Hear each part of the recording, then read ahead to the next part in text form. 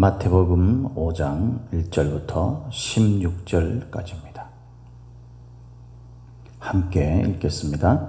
예수께서 무리를 보시고 산에 올라가 앉으시니 제자들이 나아온지라 입을 열어 가르쳐 이르시되 심령이 가난한 자는 복이 있나니 천국이 그들의 것이며 애통하는 자는 복이 있나니 그들이 위로를 받을 것이며 온유한 자는 복이 있나니 그들이 땅을 기업으로 받을 것이며 의에 줄이고 목마른 자는 복이 있나니 그들이 배부를 것이며 긍휼히 여기는 자는 복이 있나니 그들이 긍휼히 여김을 받을 것이며 마음이 청결한 자는 복이 있나니 그들이 하나님을 볼 것이며 화평하게 하는 자는 복이 있나니 그들이 하나님의 아들이라 일컬음을 받을 것이며 의를 위하여 박해를 받은 자는 복이 있나니 천국이 그들의 것임이라. 나로 말미암아 너희를 욕하고 박해하고 거짓으로 너희를 거슬러 모든 악한 말을 할 때에는 너희에게 복이 있나니 기뻐하고 즐거워하라. 하늘에서 너희의 상이 큼이라. 너희 전에 있던 선지자들도 이같이 박해하였느니라. 너희는 세상의 소금이니 소금이 만일 그 맛을 잃으면 무엇으로 짜게 하려? 후에 아무 쓸데없이 다만 밖에 버려져 사람에게 밟힐 뿐이라. 너희는 세상의 빛이라. 산 위에 있는 동네가 숨기지 못할 것이요 사람이 등불을 켜서 말 아래에 두지 아니하고 등경 위에 두나니 이러므로 집안 모든 사람에게 비치느니 이것이 너희 빛이 사람 앞에 비치게 하여 그들로 너희 착한 행실을 보고 하늘에 계신 너희 아버지께 영광을 돌리게 하라. 아멘. 오늘도 저와 여러분에게 하나님의 함께 하시는 충만하신 은혜가 임하기를 예수님의 이름으로 축복합니다. 오늘 우리가 읽은 이 말씀을 가지고 나를 알고 하나님을 아는 복이라는 제목으로 함께 말씀을 나누겠습니다. 나를 알고 하나님을 아는 복. 신앙생활의 시작은 바로 그렇죠. 신앙생활이 내가 누군가를 똑바로 아는 거잖아요. 그죠? 내가 누군가를 그럴 때 겸손해지게 되고 내가 죄인인 걸 깨닫게 되고 하나님의 은혜를 구하게 되죠. 그리고 하나님이 누군지를 알게 됩니다. 그 하나님이 나를 유일하게 죄에서부터 구원하실 분이시고 천지 만물의 창조자이시고 또 운영자이시며 또 심판자이시다라는 사실을 알게 되는 거예요. 하나님을 알게 될 때 사실 내가 누군지를 깨닫게 되는 게 어떤 면에서는 좀 순서상으로 더 맞을지 모르겠습니다.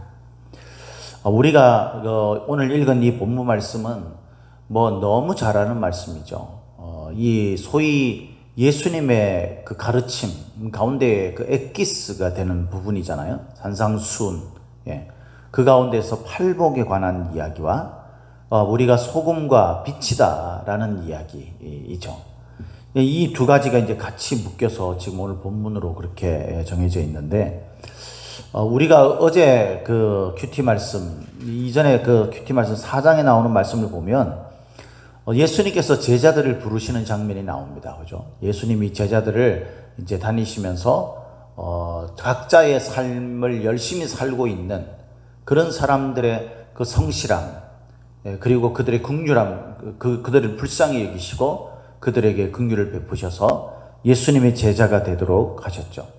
그러면서 예수님의 제자가 된 그들에게 가르친 내용이 뭐냐면은 나를 따라오라 내가 너희를 사람을 낚는 어부가 되게 하리라 해서 복음이 전파되도록 하는 것이 그들의 사명인 것을 알게 합니다. 그것을 어떻게 알게 합니까? 제일 처음에 먼저 그들이 복음을 받아들이도록 하죠. 그러니까 회개하라 천국이 가까웠다. 회개하라 천국이 가까웠다. 이것은 회개는 자기를 알아야만 회개를 할 수 있죠. 하나님의 거룩, 그 하나님의 빛 대신 하나님 앞에서 자신을 올바르게 비춰볼 때 내가 참 너무나 보잘것없고 쓸모없고 또 죄인이구나, 악한 자구나 라는 것을 깨닫게 됩니다. 그러니까 나의 결핍을 깨닫는 거예요. 그때 하나님만이 그 결핍을 채워줄 수 있는 분이구나. 나의 죄의 문제를 해결할 수 있는 분이구나. 그것을 깨닫게 됨으로 말미암아서 하나님 안으로 들어가는 것이 천국이 가까워오게 된 거예요. 이 두 가지의 그 어떤 복음의 핵심, 그것을 예수님께서 전파하시면서 부르신 그 제자들에게 그것을 가르쳐 주죠. 그러면서 실질적으로 천국이 임한 자들에게 어떤 일들이 일어났는지를 치유의 과정을 통해서 또 알게 하십니다. 체험하게 하십니다. 그죠? 그래서 모든 그 천국 복음을 전하면서 동시에 모든 병든 자들, 귀신 들린 자들, 약한 것들, 이런 것들을 고쳐주시는 장면이 나오게 됩니다. 그리고 이제 오늘 본문 말씀에 있는 거예요. 그러니까 이 오늘 본문 말씀은요, 예수님께서 실질적인 그 회개하고 천국이 가까워오는 그 복음이 우리에게 어떻게 구체적으로 이루어지게 되는지 그 가르침의 엑기스라고 말할 수 있는 겁니다. 그게 팔복이에요, 팔복. 그게. 그러니까 내가 누군가를 알게 되는 거죠. 내가 하나님 앞에서 나를 올바르게 비춰볼 때, 그때 내가 누군지를 알게 되기 때문에 그때 비로소 나에게 일어나는 8가지 현상, 이것이 깨달음, 이것이 오직 나의 결핍을 채워주실 하나님에 의해서 채워지게 될 것, 그것이 바로 복이라는 거예요. 오늘 본문에 보면 복이 있나니 이렇게 되어 있는데 이게 원래 원문으로 본다면 이게 감탄사래요. 감탄사. 그러니까 이게 제일 앞에 나오는 말입니다. 이게 원문에는. 그러면서 어찌 복이 없겠는가 뭐 이런 거죠. 얼마나 복이 있는가 뭐 이런 그 뜻이래요. 그러니까 당연히 이런 사람들에게는 복이 있을 수밖에 없다라는 그 8가지는 무엇입니까, 여러분? 그렇다면 저와 여러분들이 빛 대신 하나님 앞에 나아갔을 때, 그때 그 빛 앞에서 나의 모습이 적나라하게 드러나게 되지 않습니까? 그러니까 사실 그리스도인들이요, 자기가 잘난 맛에 사는 사람들, 이거 참 정말 그 하나님 앞에서 자기 믿음을 다시 한번 점검해 봐야 될 위험한 일입니다. 우리가 자신감 없이 살아가라는 게 아니죠. 담대하게 세상을 이기는 사람들이니까 우리가 하나님 앞에서 담대하고 당당한 부분이 분명히 있는 거죠. 그런데 여러분, 우리가 신앙을 가지면서 처음 느끼는 우리들의 그 모습은 뭐냐면요, 내가 너무 볼품없다는 거예요. 이게 하나님 앞에서 어떤 의미에서는 은혜의 시작이에요. 이걸 깨닫지 못하는 사람들은 하나님의 긍휼이 필요 없는 사람들입니다. 알 수가 없는 사람들이죠. 어떻게 알겠어요? 내가 나름대로 노력하고 애쓰면 채워지는 부분이 있는데 하나님이 뭘 채울 것이 있다고 생각하겠습니까? 그러나 그 빛 앞에서 자신의 모습이 적나라하게 드러나는 사람, 하나님의 말씀을 읽고 주님 앞에 기도하면 기도할수록 내가 세상 속에서도 하나님 앞에서도 너무나 부끄럽고 초라하고 하나님의 은혜의 그 손길이 없으면, 그 하나님의 은혜의 손을 잡지 못하면 나는 일어설 수조차 없는 자구나 라는 것을 처절하게 깨달을 때, 그때 비로소 통곡하는 회개가 일어나게 되는 거예요. 그래서 회개하라라는 말이 뭐냐면 오늘 이 팔복에서 제일 처음에 깨달아지는 것들이에요. 그 첫 번째가 뭡니까? 심령이 가난한 자는 복이 있나니. 가난하다라는 것은요, 좀 전에 이야기한 것처럼 결핍의 정수입니다. 그죠? 나에게 없기 때문에 가난하다고 느끼는 거죠. 이게 이제 마태복음에는 심령이 가난하다라고 해서 구체적으로 이렇게 되어 있지만 다른 복음서에서는 이 팔복을 이야기할 때 그냥 가난하다라고 그렇게 표현되어 있어요. 가난한 자는 복이 있다. 그러니까 여러분, 그것이 물질에 의해서든 우리의 건강에 의해서든 아니면은 심리적이거나 어떤 관계에 의해서든 내가 너무나 초라하고 부족하고 없다라고 느껴지는 거예요.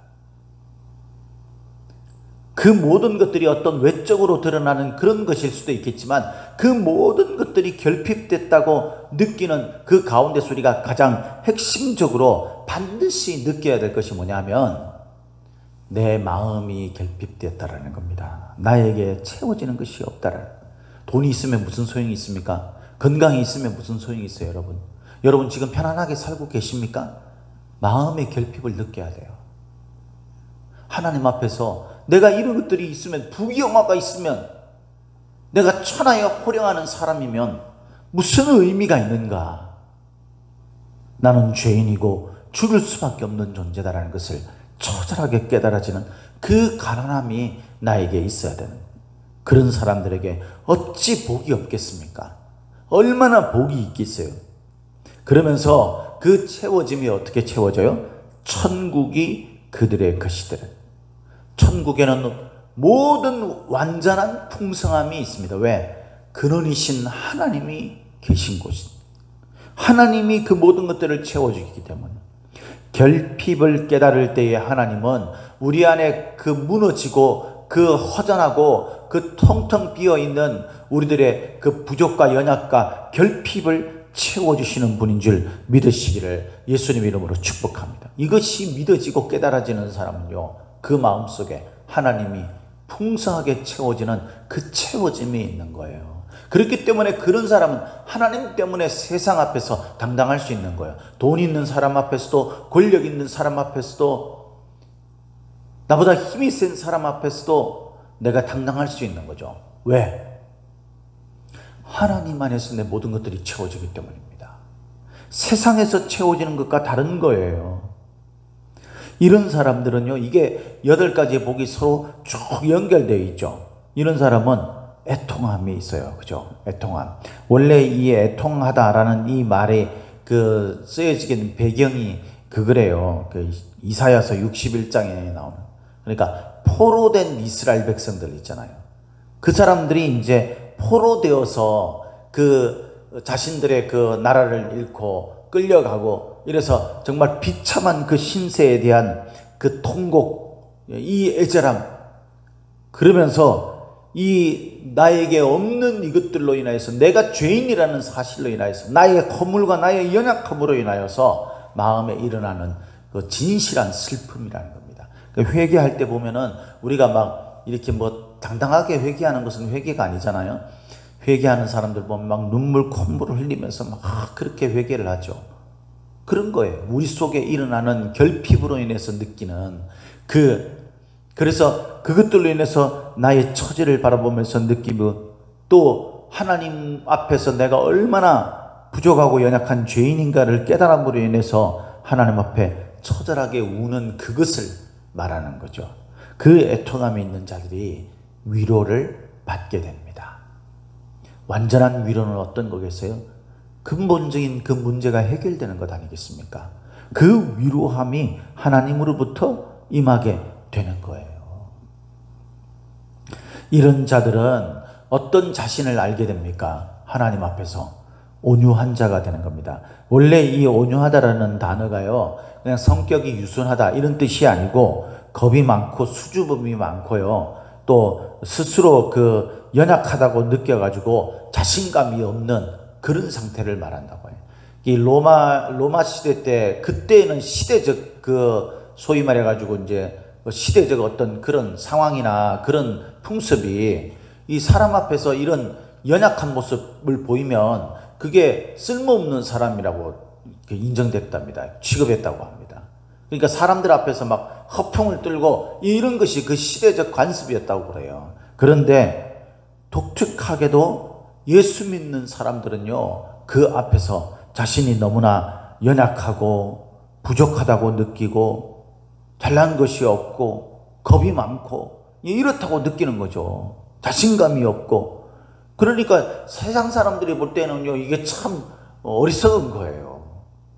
그러니까 여러분, 하나님 앞에서 내가 너무 부족하고 초라하고 나 같은 자가 무슨 하나님의 은혜를 입을 만한 자인가, 나 같은 자가 무슨 하나님의 그 거룩한 일을 하겠는가, 이렇게 느끼는 그런 것이 바로 온유한 자입니다. 그래서 심령이 가난하다, 하나님 앞에 나는 아무것도 없는 존재, 그런 자이다, 하나님의 은혜가 채워져야 살 수 있는 자다라고 느끼는 것이나, 또 그 앞에서 자신의 그 초라하고 부족하고 죄 많은 그 모습들을 보면서, 자유가 없어진 그 모습들을 보면서 하나님 앞에서 이 통곡하면서 우는 애통하는 자나, 이 겁이 많고 자신감이 결여되어져 있고 이런 사람, 이 온유한 자나 똑같은 겁니다. 이런 자들에게 뭐가 일어나는 거예요? 하나님의 채워주시는, 하나님이 다스리시는 천국이 임하게 되고, 그리고 그 속에서 비로소 그 결핍이 채워지게 되면서 위로가 일어나게 되는 거죠.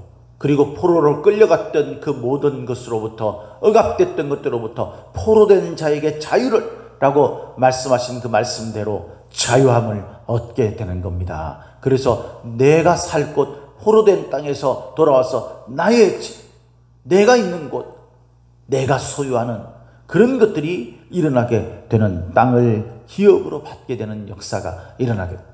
하나님 나라에서 상급이 풍성하게 되는 것입니다.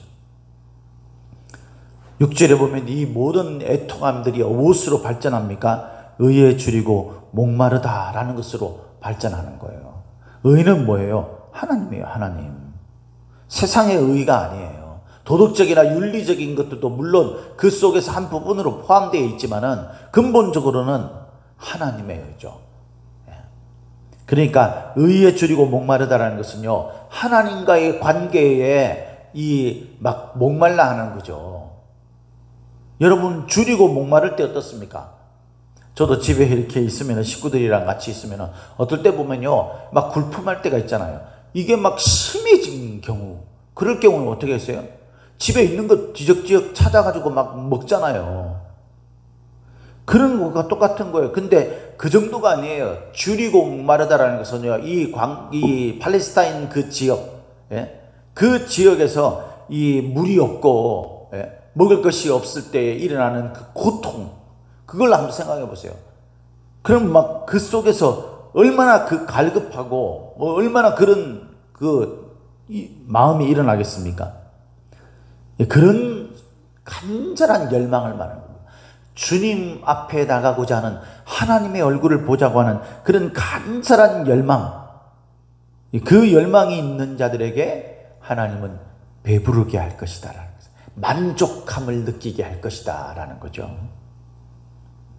이런 사람들은요, 자신이 하나님의 긍휼이 없이는 살아갈 수 없다는 것을 깨닫기 때문에 누군가에 대해서 억압하거나 타인들에게 이렇게 저기를 하는 게 아니에요. 오히려 내가 내 자신의 고통을 깨달을 때에, 그때 내 자신의 고통에 그렇게 막 함몰되어져 있는 것이 아니고, 그게 무너져 가는 것이 아니라 그걸 넘어서 타인들의 고통을 이해하고 보기 시작하게 되는 거죠. 어떤 사람은 그런 사람들이 있잖아요. 그리스도인들 가운데서도 자기 문제만 가지고 막 깨타하는 거예요. 우리가 처음엔 그렇게 돼요. 그런데 우리가 하나님의 은혜가, 긍휼이, 하나님의 복이 임하게 되면은 어떻게 됩니까? 타인들을 향해서 나아가게 되는 것입니다. 그런 자가 하나님의 긍휼을 더 입게 되는 거죠. 남들의 긍휼을 살필 줄 알면요, 하나님께서 여러분들을 긍휼하게 여기시는 거예요. 그리고 이런 사람들이 마음이 청결한 것을 간절히 사모하게 되는 거죠. 왜 그렇습니까? 청결하다는 것은요, 거룩함과 성결, 이것과 관련되는 거죠. 하나님의 얼굴 앞에 있을 때에 거룩과 성결이 일어나지 않습니까? 그러니까 하나님 앞에 있게 된 자들은요, 마음이 청결하게 될 수밖에 없는 거예요. 이런 사람들에게 어찌 복이 없겠습니까? 그들이 비로소 하나님의 얼굴을 보게 되는 거예요. 그러니까 하나님의 얼굴을 간절히 사모하게 되고, 그런 자가 하나님의 긍휼을 입으면서 타인들을 향해서 또 더 긍휼을 베풀고자 하는 그런 마음들이 일어나게 되고, 그 하나님 앞에서 타인들에게 긍휼을 베풀 때에 자신의 어떤 만족이나 이런 것이 아니라 하나님 앞에서 하나님의 낯을 대하는 것 같은 거룩과 성결의 마음으로 주의 일들을 감당하는 그들에게 하나님의 얼굴, 직접적인 얼굴과 얼굴을 대하여 보는 하나님의 손길을 느끼게 되는 은혜가 있는 겁니다. 이런 자들이 바로 세상 속에서 화평을 이루는 자, 예수 그리스도처럼 막힌 담을 허물고 화평을 이루고 화평을 우리에게 주신 그 주님의 삶을 따라가는 삶을 사는 자가 되는 거죠. 그럴 때 하나님의 아들이다 일컬음을 받게 됩니다. 예수님만이 하나님의 아들이 아니라 예수님을 따르는 모든 자들이 하나님의 자녀가 되는 권세를 얻게 됩니다. 하나님의 아들이라 일컬음을 받게 된 거죠.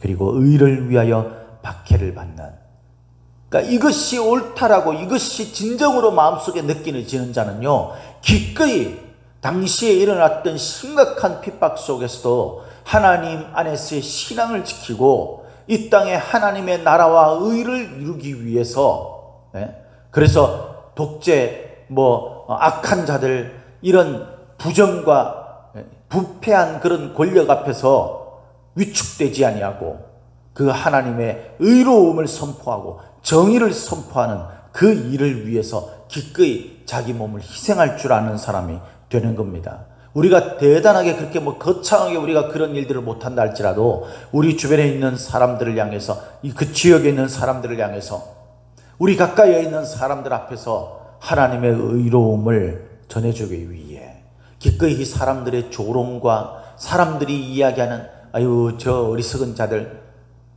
그런 사람들에게, 우리를 향해서 손가락질하는 사람들에게, 예수 믿지 말라고 그렇게 이야기하는 내 가까이에 있는 사람들에게 내가 예수님의 의를 지키기 위해서, 주님과의 그 관계를 지키기 위해서 고통과 괴로움과 그 핍박을 감내하면서 살아가는, 그들이 천국의 복을 받게, 천국의 결국 완성을 이루게 되는 것입니다. 그래서 심령이 가난한 자, 결핍되어 있다고 느끼는 그런 자가 하나님의 나라가 임한다면 마지막 그 모든 것들을 통해서 자신을 올바르게 깨닫고 하나님의 나라를 위해 기꺼이 수고와 헌신을 아끼지 않는 자가 마침내 그 하나님 나라를 소유하는 자가 되는 것, 그것으로 이 팔복이 앞뒤 천국이 저희 것이다 라는 말로 끝나는 거예요.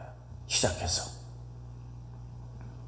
이런 사람들이 어떤 자입니까? 바로 세상의 소금과 빛이 되는 거예요. 이 팔복을 느끼지 못하는 자, 다시 말해서 자신을 올바르게 알고 하나님을 알 때에 내 자신이 하나님 앞에서 내가 어떤 모습으로 살아야 할 것인가, 진정으로 복이 있는 자가 되어야 되는데 그러지 못한 자는 세상의 소금과 빛의 역할을 감당하지 못해서 버리우며 밟히우게 되는 거예요.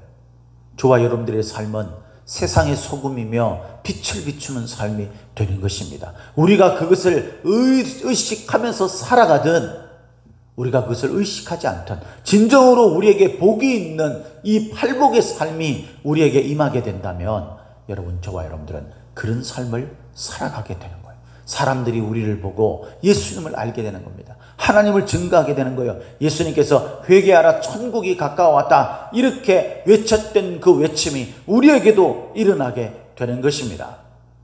사람들은 우리를 보고 예수님의 그 외침을 우리의 삶을 통해서 깨닫게 될 것입니다. 사랑하는 성도 여러분, 그래서 이 모든 것들을 통해 마침내 16절에 이렇게 말하죠. 이같이 너희 빛이 사람 앞에 비치게 하여 그들로 너희 착한 행실을 보고 하늘에 계신 너희 아버지께 영광을 돌리게 하라. 우리의 착한 행실이 뭡니까? 빛과 소금의 삶이지 않습니까? 빛과 소금의 삶이 뭡니까? 하나님 앞에서 나를 알고 하나님을 아는 팔복의 삶.